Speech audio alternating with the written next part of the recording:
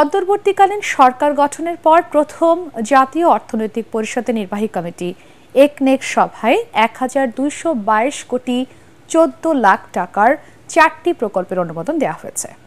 প্রধান উপদেষ্টার কার্যালয়ে অনুষ্ঠিত এই সভায় সভাপতিত্ব করেন প্রধান উপদেষ্টা ডক্টর মোহাম্মদ ইউনূস।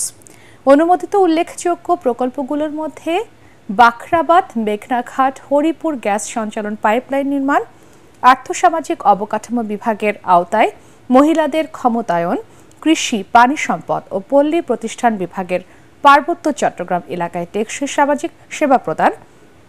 হাসিনা সরকারের পতনের পর প্রায় ৪৩ দিন পর প্রধান উপদেষ্টার কার্যালয়ে অনুষ্ঠিত এই সভা ২০২৪-২৫ অর্থবছরের দ্বিতীয়।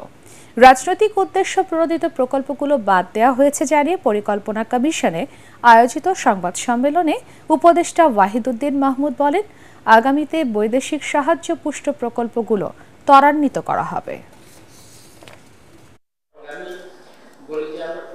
কিছু কিছু প্রকল্প রাজনৈতিক উদ্দেশ্য প্রণোদিত এবং এগুলো দিয়ে খুব বেশি লাভ পাওয়া যাবে না। এগুলো আমাদের পরিকল্পনা কমিশনের কর্মকর্তারা অলরেডি বাছাই করে বাদ দিয়ে ফেলেছেন। পাইপলাইনে থাকা কয়েক বিলিয়ন ডলার যে পড়ে আছে এগুলোকে কাজে লাগাবো এবং আমাদের উন্নয়নের অগ্রাধিকারের সাথে মিলে এরকম কিছু নতুন প্রকল্প আমরা খুব সহজেই শুরু করতে পারি।